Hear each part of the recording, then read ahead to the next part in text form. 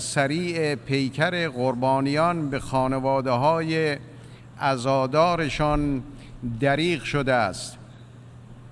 ابعاد فاجعه جان باختن و مجروح شدن هزاران انسان بیگناه از 4 گوشه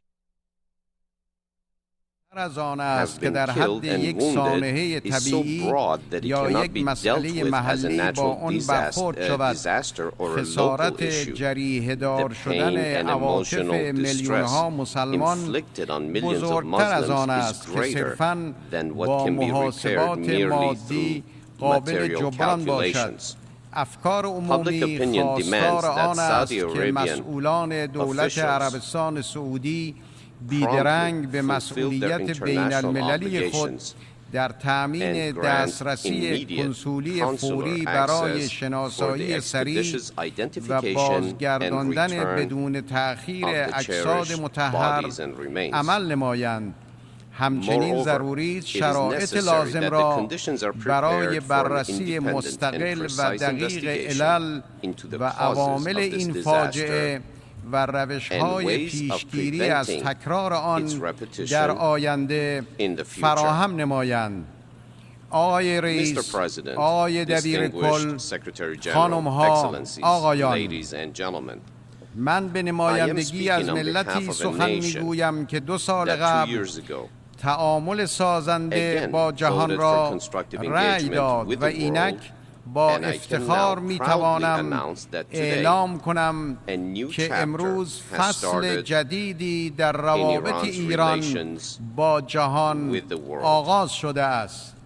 2 سال پیش مردم ایران در یک انتخابات توأم با رقابت به برنامه‌ای رأی دادند که ضمن حفظ حقوق، منافع و امنیت ملی خواستار تحکیم صلح و گفتگوی سازنده با جهان شدند. این اراده ملی با یک برنامه دقیق و روش دیپلماتیک در برنامه جامع اقدام مشترک میان جمهوری اسلامی ایران و 6 قدرت جهانی متجلی شد که بلافاصله پس از توافق با تصویب شورای امنیت سازمان ملل متحد به یک سند بین المللی. این سند از نظر حقوق بین الملل sets a strong precedent where for the first time 2 sides, rather than negotiating peace after war, engaged in dialogue and understanding before the eruption of conflict. At this point, I deem it necessary to recognize the role of all the negotiators in achieving this agreement. We had decided to bring about a new environment while maintaining our principles, and we succeeded in doing so. Where necessary, we moved forward, and where necessary, we showed the courage for flexibility. And at each point, we made use of the full capacity of international law and showcased the potentials of constructive dialogue.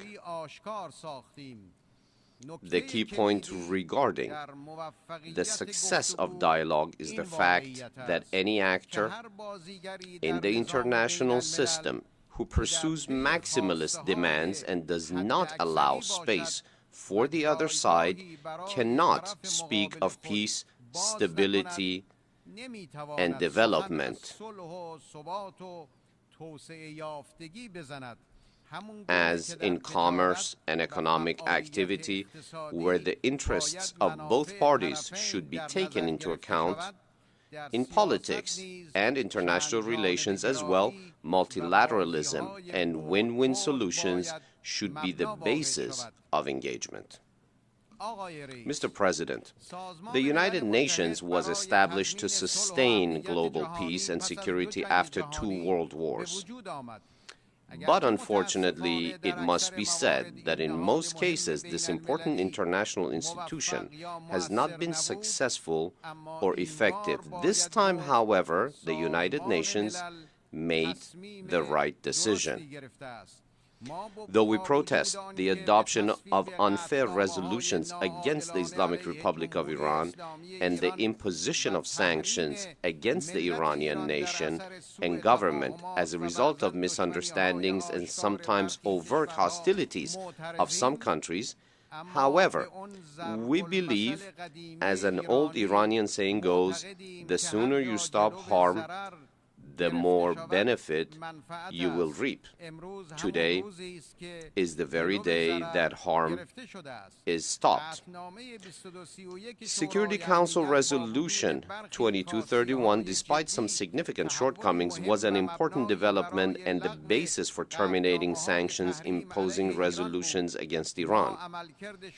We consider as unfair the conduct of the Security Council in the past and insist that Iran, due to the important fatwa of its leader and its defense doctrine, has never had the intention of producing a nuclear weapon and, therefore, sanctioned resolutions against Iran were unjust and illegal.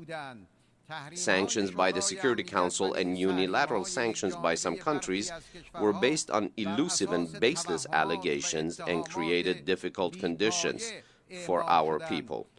But these sanctions never in any way affected the policy that we adopted and the approach we took towards negotiations. We proved in these negotiations that there is nothing on Iran's table other than logic, reason, and ethics, and where necessary, legitimate and decisive self-defense against any kind of aggression.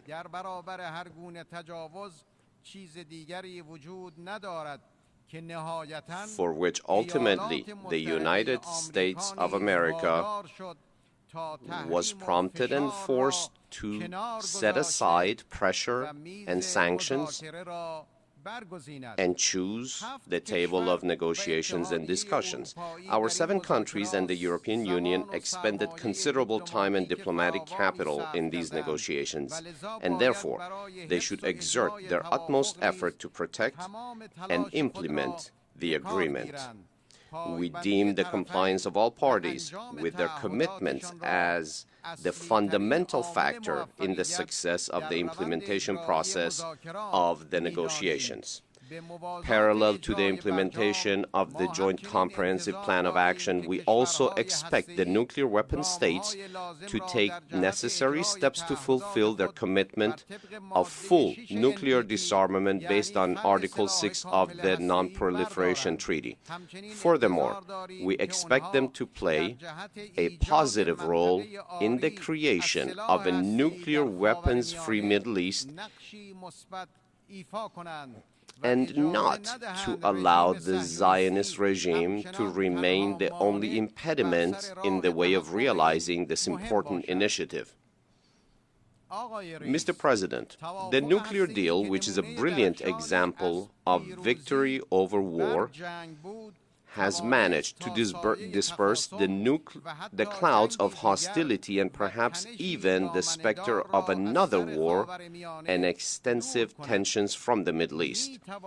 The deal can and should herald a new era and lead to positive outcomes regarding the establishment of sustainable peace and stability in the region.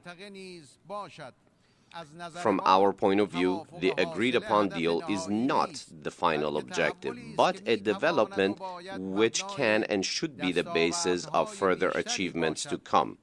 Considering the fact that this deal has created an objective basis and set an appropriate model, it can serve as a basis for foundational change in the region.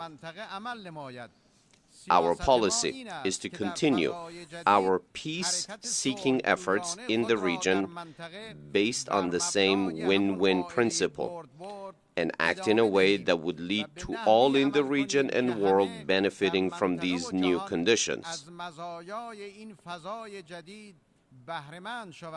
This opportunity can be seized in order to look to the future and avoid focusing on the past and rebuild our relationships with countries in the region, particularly with our neighbors, based on mutual respect and our common and collective interests. Unfortunately, the Middle East and North Africa has turned into one of the world's most turbulent regions. With the continuation and intensification of the current condition, the turmoil can spread to other parts of the world. In today's interconnected and borderless world, countries and regions encounter great difficulty in protecting their borders and preventing the spread of insecurity and instability. The gravest and most important threat to the world today is for terrorist organizations to become terrorist states. We consider it unfortunate for national uprisings in our region to be deviated by terrorists and for the destiny of nations to be determined by arms and terror rather than the ballot box. We propose that the fight against terrorism be incorporated into a binding international document and no country be allowed to use terrorism for the purpose of intervention in the affairs of another country. We are prepared to assist in the eradication of terrorism and in paving the way for democracy and ensuring that arms do not dictate the course of events in the region. As we aided the establishment of democracy in Iraq and Afghanistan, we are prepared to help bring about democracy in Syria as well as Yemen. We support the consolidation of power through the vote of people rather than with arms. We defend the rule of the majority that respects the rights of minorities. Today, Iran, while safeguarding its historic and cultural heritage, is looking to the future, not only the distant future, but also the near future, with a bright outlook for cooperation and coexistence. I say to all nations and all governments that we will not forget the past, but we do not wish to live in the past. We will not forget war and sanctions, but we look to peace and development. Through the Joint Comprehensive Plan of Action, we were not solely seeking a nuclear deal. We want to suggest a new and constructive way to recreate the international order. An order based on mutual respect, non-intervention in the internal affairs of others, as well as on sustained cooperation and coexistence between the members of the United Nations. In order to build a peaceful future, we must learn our lessons from the bitter past. We know that the only way to perpetuate peace is through development. Peace without development is merely a recess, while resentment and suspicion builds. However, peace alongside development lets anger and resentment dissipate and be replaced with hope and respect for others. We have repeatedly said that the only way to uproot terrorism in the Middle East is by targeting its underlying social, economic, and cultural causes. Economic interactions may bring about lasting security and transform the region into a haven for peace and development. After the Joint Comprehensive Plan of Action, Iran will stand ready to show that the practical path to security and stability is through the development that comes with economic engagement. Iran, with all of its economic and cultural potential, is well positioned to become a hub for export-oriented investment. Iran is also eager to show that we can all choose a lasting peace based on development and shared interests that will lead to a sustainable security rather than a volatile peace based on threats. We hope to engage with our neighbors in a wide range of social and economic cooperation, which will enable the achievement of political understanding and for even foster structural security cooperation. In the international system today, mutual economic ties are deemed the foremost factors in facilitating political cooperation and reducing security-related challenges. Mr. President, in 2013, from this very stage, I called for combating violence and extremism. Consequently, you, the representatives of the international community, unanimously gave it a seal of endorsement, and hence, the WAVE resolution came to be. The implementation of WAVE requires well-intentioned solutions and the use of experiences gained in the realm of diplomacy. I am pleased that by placing together the support for the Joint Comprehensive Plan of Action with the invaluable support for WAVE, we may now devise a plan to resolve the problems of a shattered Middle East under the clause of brutality and savagery, with a view to fighting ignorance, dictatorship, poverty, corruption, terrorism, violence, and their social, political, cultural, economic, and security impacts. I would like to invite the whole world, and especially the countries of my region, to form a joint comprehensive plan of action to create a united front against extremism and violence. This front must create a collective and global movement to tackle regional problems in a serious manner through dialogue, prevent the slaughter of innocent people and the bombardment of civilians, as well as the promotion of violence and killing of other human beings, provide for the stability in cooperation with established central governments to maintain stability, and once stability is established, build diplomacy and democratic governance in the Middle East region. Ladies and gentlemen, Iraq, Syria, and Yemen are all examples of crises being stoked through terror, extremism, violence, bloodshed, invasion, and the indifference of the international community. They are similar examples displaying cases of displacement, homelessness, and fleeing from the horrors of war and bombardments. Their problems have persisted because the international community has failed them and because of incorrect actions of newcomers to the region and naive trans-regional actors.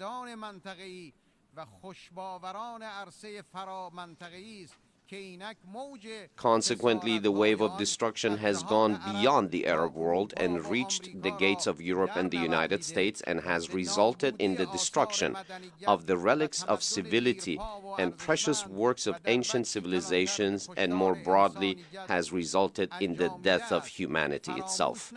We must not forget that the roots of today's wars, destruction, and terror can be found in the occupation, invasion, and military intervention of yesterday.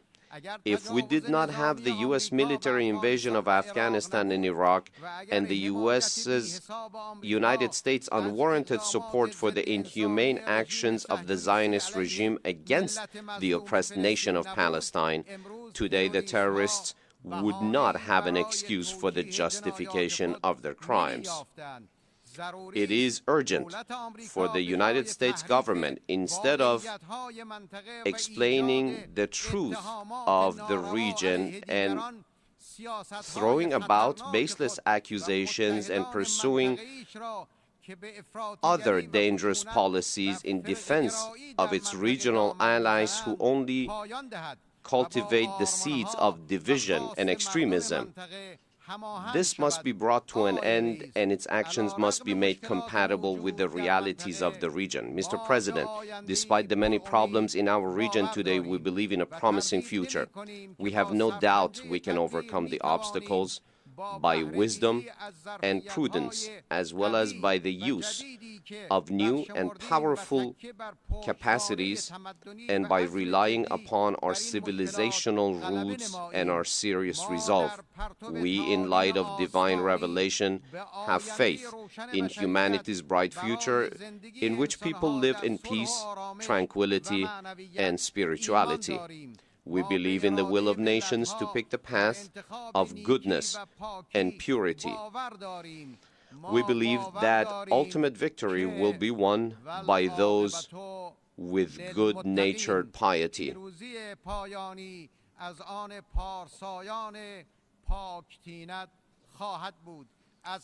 Thank you all for your attention.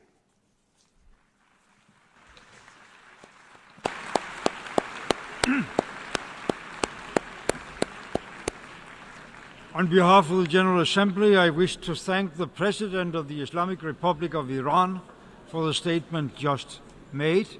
May I request representatives to remain seated while we greet the President.